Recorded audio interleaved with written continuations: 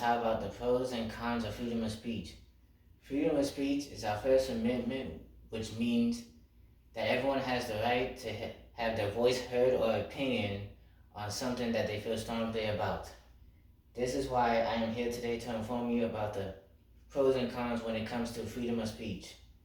I have spent a lot of time studying this highly debated topic to make sure that you are well informed about the influence that freedom of speech can have on others. Freedom of speech has been a highly debated topic for years, and that's why it's important for you to have information from both sides before making your decision.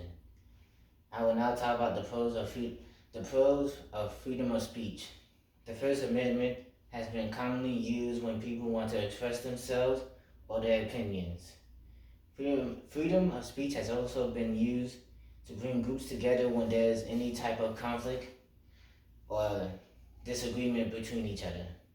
Freedom of speech is another way people show others that they respect them or care about them.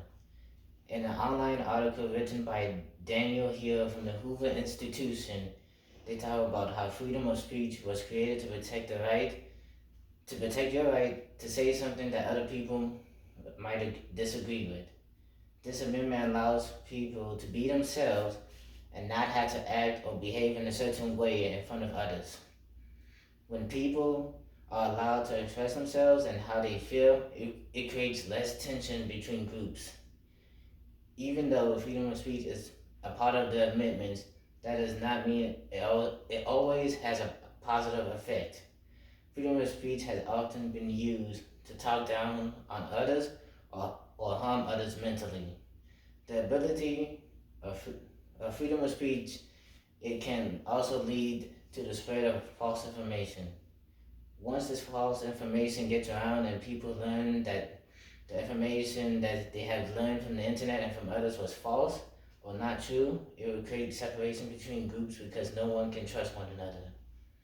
Violence can be an outcome of freedom of speech because one person might say something that another person might disagree with, and they might try to prove their point that they're right, even if it means they might become physical with one another.